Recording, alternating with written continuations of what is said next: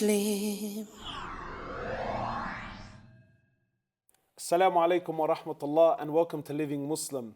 May Allah subhanahu wa ta'ala reward you all for joining us. Today we're speaking about marriage, and as marriage plays a very big role in the life of every single believer, we're here today to ask the question, what is a halal wedding and how can I have a halal certified wedding? Joining me today in the studio is my very special friend and our very dear guest, Sheikh Bilal Dannoun, who is also known on the streets as the Love Doctor. Sheikh Bilal, assalamu alaikum wa rahmatullah, and thank you so very much for joining us. Wa alaikum assalam wa rahmatullahi wa barakatuh, and jazakumullahu khairan for having me on your show. Sheikh, I feel very special. I'm falling in love all over again just having you here. It's a real it's a real honor to have you. Sheikh, marriage is a real big thing and the wedding is a really big thing. But before we go to the wedding, I wanted to ask, what are some of the things one should look for when they're looking for a partner, when they're looking for a spouse? What are some of the halal things that people should be looking for? Absolutely. It's very important that you are in a very healthy marriage. You don't want to end up in a toxic marriage because that's going to have a ripple effect. It's going to affect every other part of your life. It's going to affect your emotional state. It's going to affect your physical state. It's going to affect your career. So you do want to be married to the right person, and you do want to do your due diligence, or in other words, do your homework, making sure that you are marrying a person who's going to give you that happiness and that fulfillment that you're looking for in your future. Somebody that, if Allah is to bless you with children, you can say, I honestly would love for my children to be like that person. So it is really, really important that you invest time, money, whatever it is, that's going to ensure that you're going to marry somebody who is a triple M. Triple M. A triple M, that's right. A triple M is... Enlighten me, Chef. Okay, this is like, this stands for Muslim marriage material. Okay? You want somebody seriously that is really going to make you feel good about you. Somebody that is going to be your number one fan, that you actually truly feel that that person is my number one fan. Oh, Sheikh, this is too much, man. Do these people really exist? Absolutely, absolutely. But you just need to do your homework. I mean, let's think about it, Brother Hoblos. I mean, before we get into any career, we go to university, we go to school, we go to university, we go to college, we go to TAFE. SubhanAllah, any sort of work that you want to do, any sort of career that you want to take, that you ensure that you do your homework, that you get some training, you do some courses. And marriage is no difference in this day and age, whereby, unfortunately, I know in the Western world, 50% of marriages end up in divorce. Wow. And these are people who, it's a big figure, who were very, very happy, once upon a time, and then they end up being divorced, and that can be quite devastating in many ways. How much should one investigate, or how high should the bar be? I know sometimes people, the criteria is so high, they never end up finding a partner. I think you need to be reasonable in your expectations. Generally speaking, the older you get, the more pickier you become. How high? Well, there's a saying that, subhanAllah, that I endorse, and that is, prior to marriage, open up your eyes 100%. Look for absolutely everything. Ask all the questions that are important to you. But after marriage, close your eyes 50%. Because none of us are perfect, and a perfect marriage really is about two imperfect people that never give up on each other. So it's all about asking the right questions, having maybe a short list for yourself, knowing what you want. And as the saying goes, if you don't know what you want, you're going to get what you don't want. Are you with me? Yeah. You want to make sure that you are marrying, that you put down, even if you have to put it on a piece of paper, and take a note of the things that you do want, and ask yourself, does this person meet the things that I really want in a marriage? Sheikh, when it comes to engagement, what is the Islamic perspective of engagement, and how long should one be engaged for? An engagement in Arabic is known as the khitbah, not to be mistaken for the khutbah, which is a sermon. So the khitbah, the engagement, is whereby somebody, a suitor, a man, a boy, who's ready to get married, has come forward and asked for a woman's hand. And there's been an acceptance on the part of the woman and her family.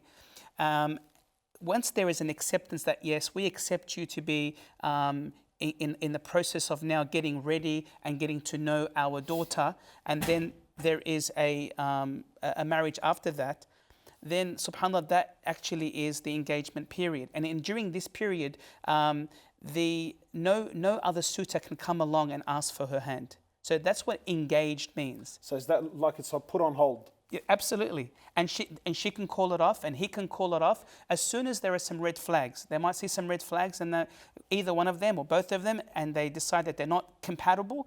And it's really important that just because you've made that commitment, just because you've gotten engaged, it doesn't mean that you need to follow through.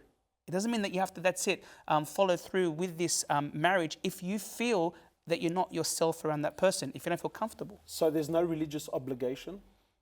As in, there is no, it's a very informal, it's a formal but informal agreement at the same time, Right. whereby, hey, this woman has been spoken of, so everybody back off, we're not accepting any more, door knocking, so to speak, okay, and then until either she breaks it off or he breaks it off.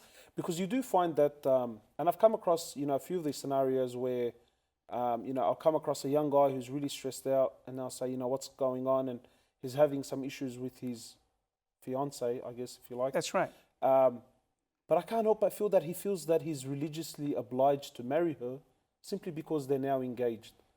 So I think going back to what you were saying, that you don't necessarily have to go through, rather the engagement is a period to see, will this work out? Absolutely. Or not? Absolutely. Because how else are you going to get to know her? From an Islamic perspective, you're not allowed to be alone with her, alone, with the opposite gender. So yes, the engagement period allows you to get to know this person, and you can ask all the questions that you want pertaining to your goals, your vision, your objectives.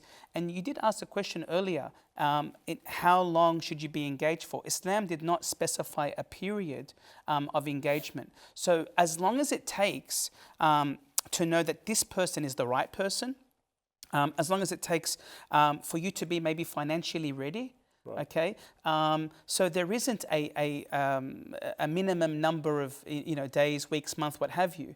But then again, you don't want to be prolonging the process too long. As soon as you have determined and found out, this person is right for me.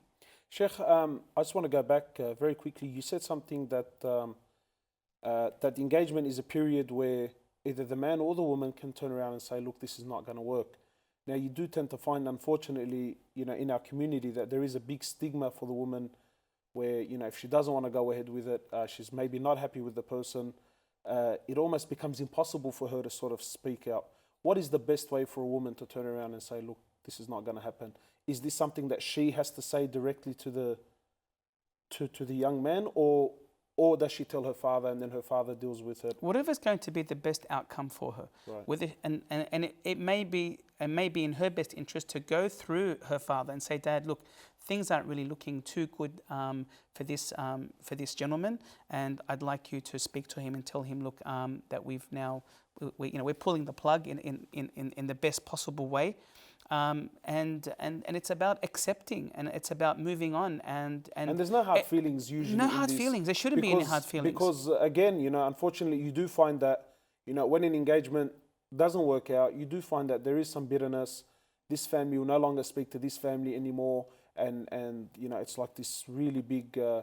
But I mean, from what you're saying, one should just let it go, move on. Absolutely, short-term pain is better than long-term pain. Right. So you want to cut your losses. You want to basically, you don't want to enter into a marriage, and then you're going to have to go through all the expenses and what comes, with getting married, and emotions and all of that, and building all of that up, and then saying, I never really wanted to be in this in the beginning. Well, why didn't you say something? Yeah. I think you need to be brave. I think couples, fiancés need to be brave and say, look, I don't think you are right for me. You're an excellent person. I mean, you can have two beautiful people, but they're just not compatible. Yeah. So compatibility is something that the scholars of Islam have spoken about, and that compatibility is something that you will find out by discussing and having a dialogue about, what is it that you really are looking for in your marriage, in your future. Okay, so Sheikh, I've chosen my partner. We got engaged. We're happy. We're going to go ahead with it. Excellent. Now, where to from here? Islamically, what's the difference between a KK, Kat Piktab, right, and the wedding? Is there a difference between the two? Yes, absolutely. The KK, as you called it, or the Katbu Kitab, also known formally as the nikah. Okay, the nikah is the contract itself, the marriage contract itself, right? So Islamically, is that the wed? I don't know if I don't know if the word wedding is correct. But once I do the Kat Piktab, are we Islamically married? As Islamically you are, but there may be some conditions. There may be some conditions whereby, okay, we've engaged in an Islamic contract, and a nikah or an Islamic contract means that there is the the wali, who is usually the father if he's still around. Right. If he's not around, it could be her brother to represent her. So there needs to be some representation for the woman, be it the father, be it the brother, be it the grandfather, be it the paternal uncle, be it she could be a divorcee. And it could be her son, okay? And if there's nobody to be her wali, then it becomes the imam or the sheikh or the celebrant, right? There has to be 2 Muslim male witnesses. There has to be a dowry or a dawah that's written down in the contract. So it's quite a serious engagement here. It's a formal contract. Now, what happens? Everybody's going to do it a little bit differently. Some people will have this contract done, and they will have an actual party or a celebration of some sort. And then they just move out. That's it. It's done. It's a combo. I think, where double hit combo. Exactly, Where you do your KK, you have a little bit of a ceremony. And that ceremony, by the way, is known as the walima. Right. The walima is the wedding feast or the banquet. And this is also part of Islam. It's a sunnah to have a banquet. It's a sunnah. And actually, according to some scholars, it's actually obligatory to publicly announce and declare that you're getting married. Marriage shouldn't be some secretive thing that you do. And this reminds me of the hadith that's found in Bukhari, the hadith of the companion Abdul Rahman ibn Auf. He came from Mecca to Medina, and then when he was in Medina, subhanallah, he was actually offered one of the Ansar, who was a very rich man. There was a man from amongst the Ansar. He actually offered one of his 2 wives. Back then, they had, when the Muslims came to Medina, they had nobody. And this man said, look, choose one of my wives, I'll divorce her, and you can marry her after her iddah. And so this man, Abdul Rahman ibn Auf, he said, no, I just want to go to the marketplace. So he goes to the marketplace and he works for a few days. And then, he comes back, he sees the Prophet ﷺ, and he's got this, yellow dust on him, and this scent. And the Prophet ﷺ says to him, did you get married? Because it was a cultural thing that you'd apply, you'd cake on this scent. You can, just like every groom, puts on his best Chanel. Whether it's what is it, Chanel or. I don't act like you don't put on, Sheikh. I smelt it on you before. Whatever it is that you put on. SubhanAllah. So when the Prophet ﷺ, he realized that he had it on. He goes, "Did you get married?" He said, "Yeah, I got married." He said, "What did you give her as a gift?" He said, "I gave her some gold equivalent to the weight. I think it was of a date or the date seed." Right. And then the Prophet ﷺ, he said to him, "Awlim walau bishah," that give a wedding banquet or a wedding feast, even if it's a sheep. So that's the actual the Islamic way. That's the actual feast now. So some people will do it all together at once. In some cultures, they'll do the KK, as you said, first, and then they will actually do the wedding feast. Maybe they might even do that months down the track. Because once you now Islamically have gone into KK, you can actually, hold hands, be alone, go out and about. You want to choose your furniture. You want to go to different receptions, what have you. So one can do his KK and delay, say, having his walima.